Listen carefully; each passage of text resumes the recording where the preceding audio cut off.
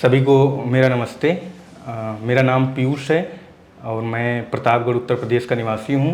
मैं अपना LLM master of laws doctor Ram Manohar Lohia Rashtriya Vidhi विश्वविद्यालय लखनऊ से कर रहा हूँ। क्लैट के थ्रू आपका RML नेशनल लॉ यूनिवर्सिटी में हुआ, तो क्या आपकी एक तैयारी की रणनीति रही क्लैट के लिए? मैं इस पूरी तैयारी को 3 चरणों में विभाजित करूँगा।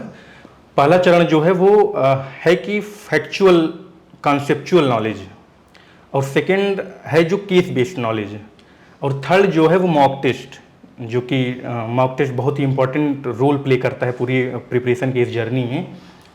और फिर मैंने क्या किया, कॉन्सेप्चुअल, जैसे कि मैंने बताया कि मैंने 31-32 दिन पढ़ा हुआ है, तो विधि संकाय लखनऊ विश्वविद्यालय में मैंने मैक्सिमम सारी क्लासेज किया हुआ है। तो मेरे कॉन्सेप्चुअल जो पोर्शन थे वो काफ़ी हद तक क्लियर थे, तो उसमें मुझे बहुत ज़्यादा अटेम्प्ट नहीं करना पड़ा। वो चीज़ें बहुत क्लियर थी, हाँ, लेकिन मुझे रिवाइज ज़रूर करना था। तो रिवीजन के लिए मैंने एक शॉर्टकट आप बोल सकते हैं उसको, मैंने लीगल एज एक चैनल है, यूट्यूब चैनल है, मैंने उसका सहारा लिया। उस पर सारे सब्सटेंटिव लॉज जो हैं, जो कि पूछता है क्लैट में, उसके सारे के वीडियोज कंसाइज वे में दिए हुए हैं। जैसे एग्जांपल ले लीजिए, कॉन्स्टिट्यूशन का दिया हुआ है, तो वहाँ पे 6-7 वीडियो कॉन्स्टिट्यूशन के दिए हैं 2-2 घंटे के। उसमें वो लोग सारी चीज़ें कवर करते हैं, फैक्चुअल नॉलेज, कॉन्सेप्चुअल नॉलेज और सब्सटेंटिव बेस्ड नॉलेज। और फिर मैंने वहाँ से अपने उस प्रिपरेशन की जो फुल प्रिपरेशन यहीं से स्टार्ट किया और रिवीजन मोड में उस प्रिपरेशन को स्टार्ट किया। फिर मुझे 15 से 16 दिन पूरे सब्सटेंटिव लॉज जो कि हैं उनको कवर करने में 16-17 दिन मुझे लगे। फिर जब मैंने सारे सब्सटेंटिव लॉज ख़त्म कर दिए, तो फिर जैसे सब्सटेंटिव लॉज, मेरे कहने का मतलब ये है कि कॉन्सेप्चुअल बेस्ड नॉलेज, क्योंकि इसमें प्रोसीजर का जैसे CRPC से भी क्वेश्चन आते हैं, तो इसमें ये इसका मतलब ये नहीं कि सब्सटेंटिव लॉ पर ही हम लोग उसमें फोकस करेंगे। तो इस प्रोसीजर लॉ से CRPC से भी क्वेश्चन आने शुरू हो गए हैं। इस बार भी आए थे, इसके पहले के भी साल में CRPC से क्वेश्चन आए थे प्रोसीजर लॉ से। तो उसके बाद जो होता है केस लॉ बेस्ड स्टडी, ये बड़ा इंपॉर्टेंट फैक्टर होता है, क्योंकि क्लैट के अभी तक कोई निर्धारित ऐसा कोई प्रोफार्मा नहीं है कि ऐसे ही पेपर आएगा, ऐसा कोई निर्धारित नहीं है। तो जैसा कि लोग बताते हैं, मेरे सीनियरों ने भी मुझे गाइड किया था कि केस लॉ जो कंटेम्प्रोरी इशूज चल रहे हैं, केस लॉ जो कंटेम्प्रोरी केसेज जो सुप्रीम कोर्ट और कुछ फेमस केस जो हाई कोर्ट में चल रहे हैं, उनको आप अवेयर होने चाहिए। उनमें क्या सब्सटेंशियल प्रोविजन इन्वॉल्व हैं, उसमें क्या सब्सटेंशियल क्वेश्चन इन्वॉल्व हैं, कौन से एक्ट को रिफ़र कर रहे हैं, और कौन कौन से जज हैं, उनकी जज की बेंच क्या है, अगर वो डिसीजन आ गया है तो असेंटिंग और डिसेंटिंग ओपिनियन क्या है, कौन डिसेंटिंग ओपिनियन में था, ये बड़ा अच्छा मैटर करता है कि जो आप जानते रहें इन सब चीज़ों को। ये सब अवेयरनेस के लिए मैंने केस लॉ बेस्ड स्टडी जो है वो प्रिपरेशन किया। और मैंने जैसे कि स्टार्टिंग में बताया आपको कि मैं केस लॉ बेस्ड स्टडी की प्रिपरेशन शुरू से कर रहा था, तो इसमें भी मुझे बहुत ज़्यादा दिक्कत नहीं हुई। और मैंने इसके लिए सहारा लिया एक ज्यूरिसेज यूट्यूब चैनल है, उसका मैंने सहारा लिया। उसमें होता क्या ज्यूरिसेज यूट्यूब चैनल में कि वो हर मंथ के कुछ फेमस और जो उस समय इशू में रहते हैं, केसेज जो कंटेम्प्रेरी इशू में रहते हैं, उनको वो लोग वीडियो लेकर आते हैं, और सारी वीडियोज को वो लोग छोटे छोटे शब्दों में बताते जाते हैं। अगर उसमें से कुछ आपको बहुत ज़्यादा इंपॉर्टेंट लगता है क्लैट के लिए, तो आप उसको अपना एक नोट्स बनाइए, उसमें लिख लीजिए, और फिर बाद में आप उसको केस लॉ को पढ़ लीजिए। अब केस लॉ को उस केस लॉ को डिस्क्रिप्शन में पढ़ने के लिए, बहुत ज़्यादा विस्तृत पढ़ने के लिए, वो आपके मोड अलग अलग हो सकते हैं। मैंने क्या किया था, जैसे मैं एक एग्जांपल दूं को, उस समय क्या हुआ था कि एक बेल पर, एक राइट टू अरेस्ट पर और बेल पर बहुत अच्छा केस आया था, सुरेश कुमार अंतिल वर्सेज CBI का केस। तो इस केस को उन्होंने मुझे रिफ़र किया था जो अपने यूट्यूब चैनल में, और मैंने क्या किया, इसको सुप्रीम कोर्ट की वेबसाइट, इसका ओरिजिनल डॉक्यूमेंट डाउनलोड किया और मैंने इसका पूरा केस पढ़ा था उसी समय। और जैसे कि case mister x versus secretary, जिसमें अनमैरिड वुमेन को उसका राइट दिया गया, उनको राइट टू टर्मिनेट प्रेगनेंसी दी गई, तो उस केस को भी मैंने वहीं से सुप्रीम कोर्ट की वेबसाइट से डाउनलोड करके पूरे केस का विस्तृत अध्ययन किया था।